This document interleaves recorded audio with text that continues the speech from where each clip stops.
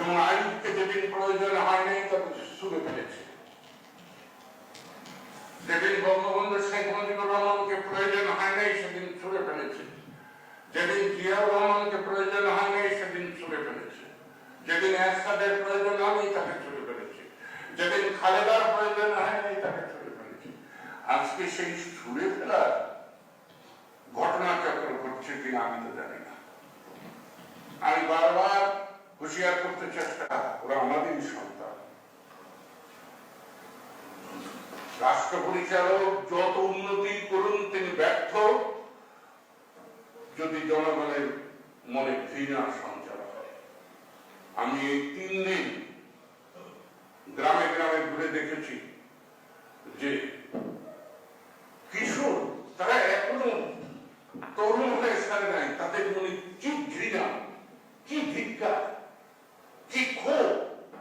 তারা কিন্তু জানে না কিসে কি হচ্ছে, কিন্তু তাদের মনে ক্ষোভ হচ্ছে। আমি সংসদে দাঁড়িয়ে বলেছি, এখনো এই ক্ষোভ কোন ব্যক্তির পক্ষেও নয়, ব্যক্তির বিপক্ষেও নয়, কোন ষড়যন্ত্রকারীদের দ্বারা নয়।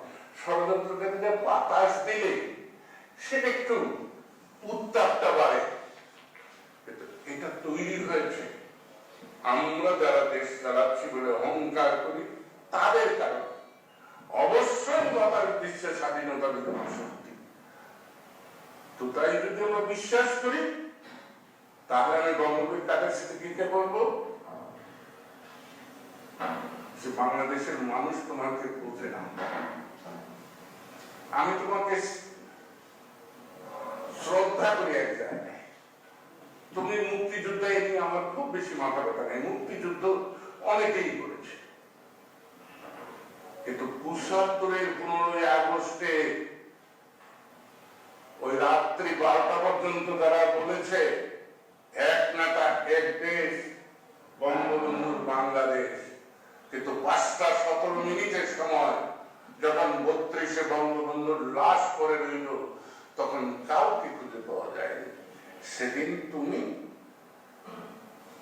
প্রতিবাদ করেছিলে। এই প্রতিবাদ তোমার জীবনের শ্রেষ্ঠ নয়। তুমি যে একজন স্বাধীনতা যোদ্ধা, তা এসিড টেস্টে তুমি একমাত্র দেশের স্বাধীনতা যোদ্ধা, আর কেউ নয়। আর যারা বলে তারা স্থাবকতা করে, তারা বিভ্রান্ত। তাই আজও তুমি এগিয়ে যাও, আমি তোমাকে সহযোগিতা করব। যারা আন্দোলন করে, এই তরুণদের আন্দোলন না, যারা জাতীয় আন্দোলন করে, তারা রাষ্ট্র ক্ষমতায় ছিল 20-22 বছর, তারা করেছে কি? জনগণও তাদেরকে ছিল, তাদের ডাকে কিন্তু এই আন্দোলনের কোনদিন আসে নাই, কিন্তু আজকে এই তরুণদের ডাকে এসেছে।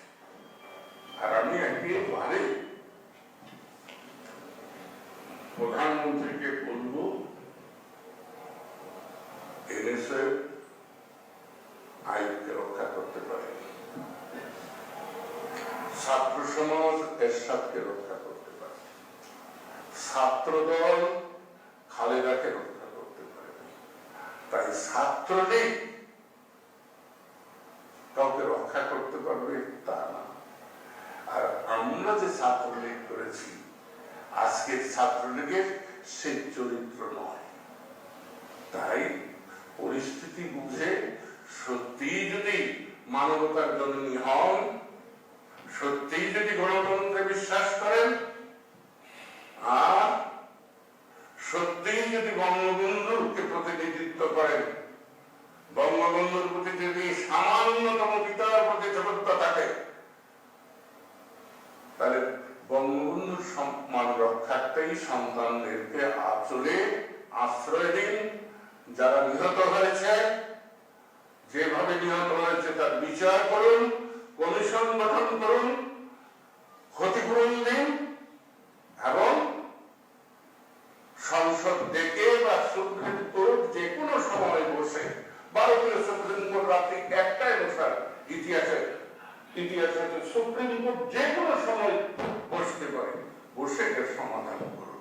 নইলে অবশ্যই ষড়যন্ত্রকারীরা এখানে হাজিবাড়িতে আগুন লাগবে, সেই হলকে খেতে চাইবেই তো।